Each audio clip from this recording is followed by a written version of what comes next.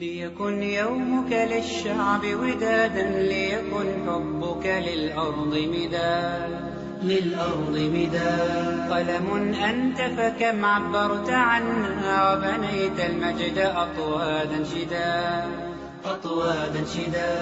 أنت يا القصيرة المبصر الأعظم لأمته سيدنا محمد وعلى آله وصحبه وسلم تسليما كثيرا. لا يزال الحديث عن القلب بعد أن جاء الحديث عن التوبة والرجوع إلى الله. كان حديثنا عن حفظ قلوبنا لأنها محل نظر ربنا ولأنها الأساس في سيرنا إلى الله. تكلمنا في المجلس الماضي عن حفظ القلب مما يمكن أن يطرأ عليه مما يسوء. Мы говорили о сохранении сердца, от того, что может его запачкать, об очищении, о подготовке к принятию сияния от Аллаха, поскольку именно в сердце смотрит Аллах, так как сердце является основой на пути Аллаха. Также говорили о сохранении зрения, слуха, речи, о необходимости закрыть отверстия, влияющие на сердце. Если не удерживаться от греховного, то сердце ведь не очистится.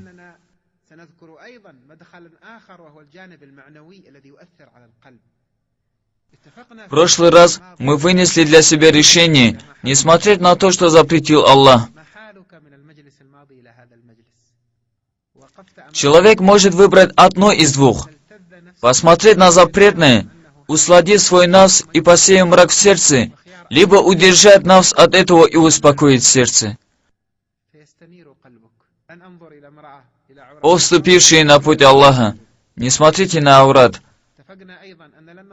Также мы упомянули о запрете смотреть на мирское, возвеличивая его. Когда смотрим на мирское, нужно говорить «Аллахумма ля айша илля айша ля-ахира». То же касается и взгляда на людей под унижающим взглядом. В одно мгновение грешник может покаяться и стать хорошим, а набожный, наоборот, сбиться с пути. Отверстием для сердца, которое мы чувствуем, является слух и речь. Что запрещено говорить, то запрещено и слушать. Ложь пачкает сердце. Запрещено говорить ложь, слушать ее и принимать ее. Гибат. Знаете, что такое гибат? Это значит говорить о своем брате то, что ему не нравится, даже если вы и правы. Да, хоть вы и говорите правду, которая ему не нравится. Что касается лжи, то клевета еще тяжелее, чем ложь. Это подобно употреблению мяса умершего брата. Мусульманин не достигнет довольства до тех пор, пока делает и слушает гибат. Каждый раз слушавший гибат становится соучастником того, кто делает гибат. От гибата в сердце мрак. Мрак от гибата вызывает гнев, желание унизить другого и плохое мнение о другом. Аллах не будет доволен, если ваше сердце станет свалкой грязных разговоров или мирской грязи. Храните слух от гибата, намимата. Что такое намима? Намима – это когда один с другим сплетничает для разжигания смуты. К примеру, твой знакомый насплетничал про тебя. Это посеяло смуту между вами. Что же делать? А вот как в подобном случае поступил мой дедушка, рахимахуллах. Он работал на поле, и к нему подошел знакомый и стал пересказывать сплетни про дедушку.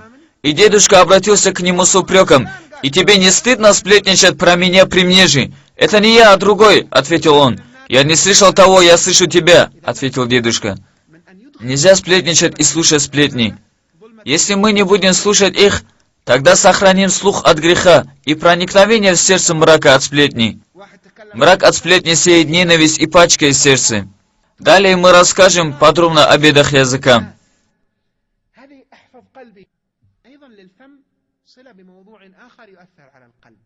Также нельзя кушать запретное.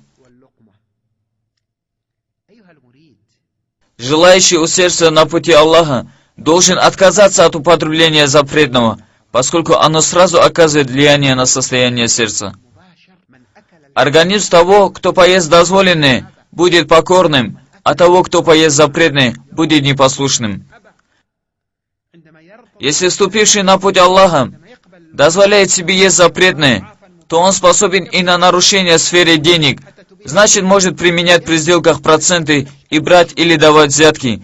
Аллах проклял того, кто дает взятку, и того, кто берет ее.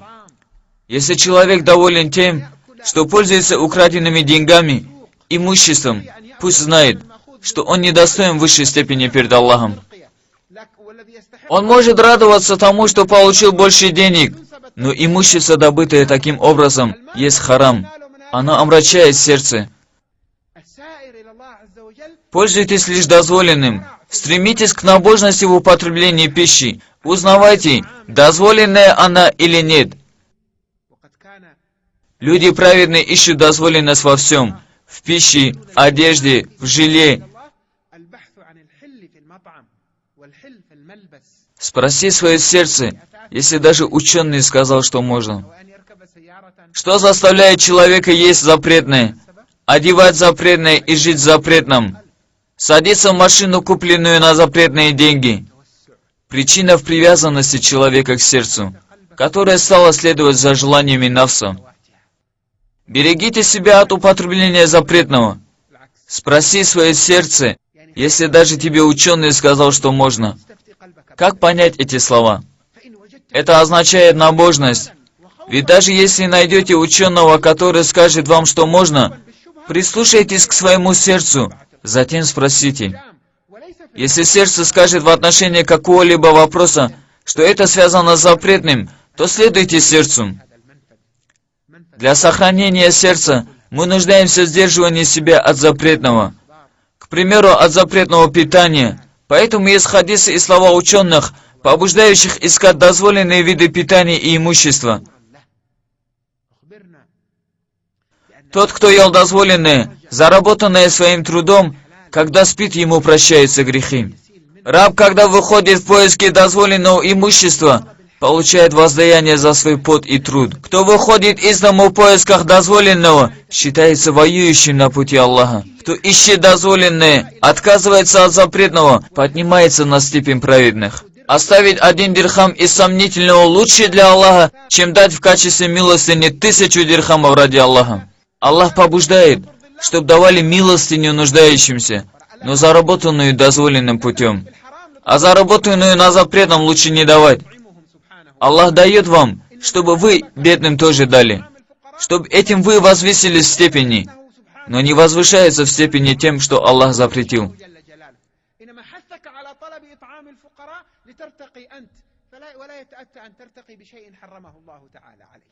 Поэтому храните сердце.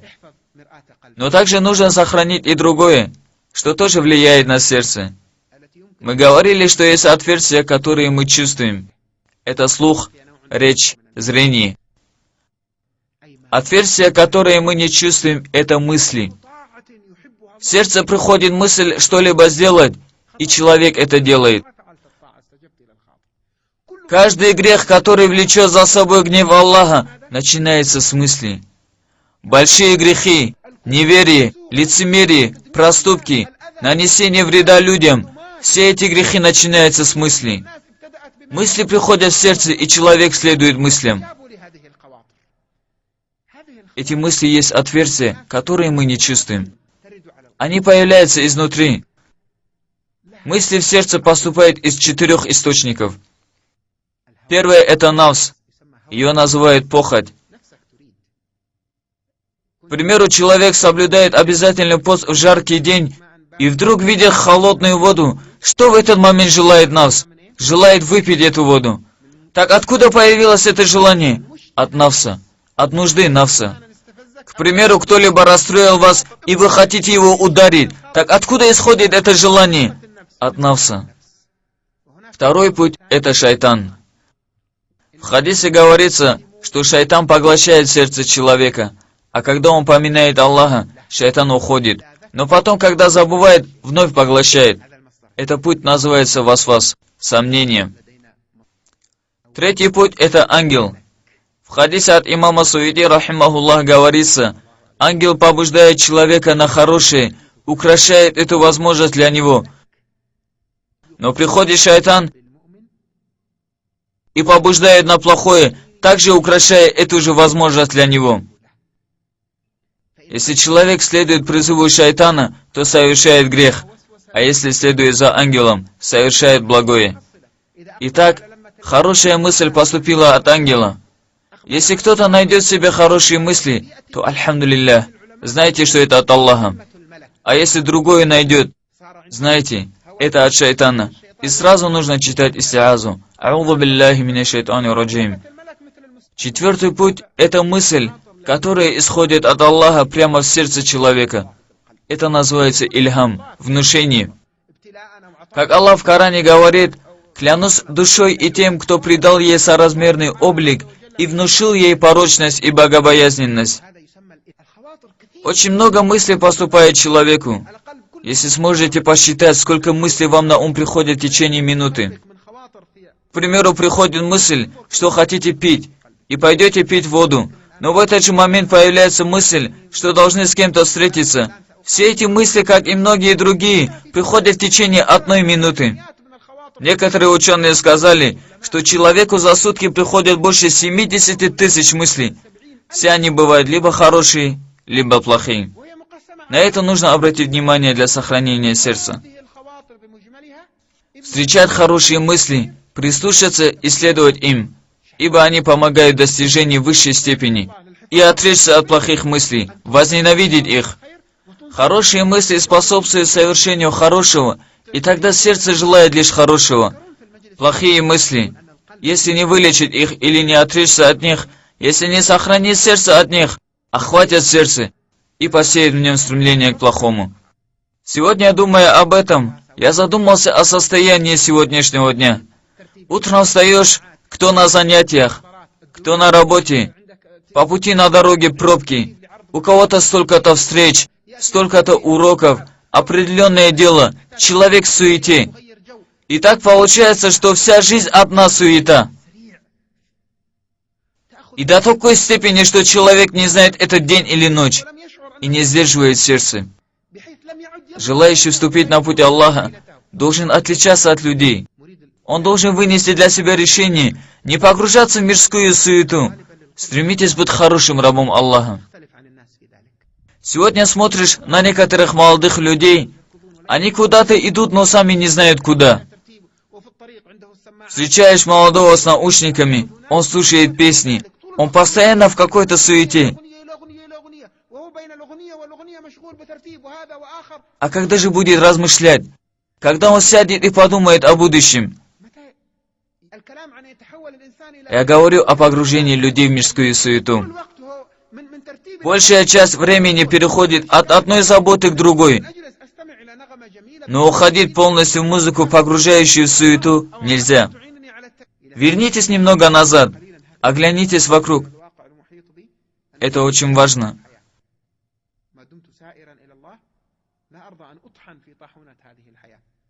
Старайтесь выполнять свои обязанности лучше, чтобы студент был лучшим из студентов, поскольку цель должна быть приближение к Аллаху. Если продавец – лучшим из торговцев, если работник, чтобы был лучшим работником, в сердце будьте с Аллахом, удаляя плохие мысли. Мы нуждаемся в твердом решении.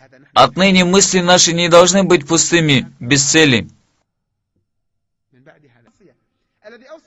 Некоторые люди жалуются, говорят: в моем сердце появляется смирение, глаза проливают слезы, появляется желание приблизиться к Аллаху, и кажется, что уже больше не буду делать плохого.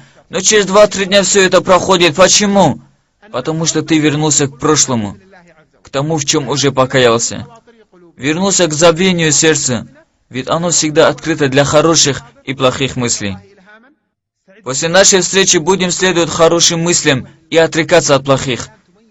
Далее, при следующих встречах, мы расскажем о том, как различать мысли, как узнать, эта мысль хорошая или плохая.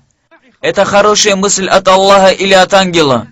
Кто-то может сказать: вот это хорошая мысль, и следуй за ней. Нет. Когда мы научимся их различать, то будем знать, как действовать и какая от этого есть польза. Об этом мы и расскажем. Плохая мысль. Откуда она поступила? Пришла ли от шайтана или от нафса?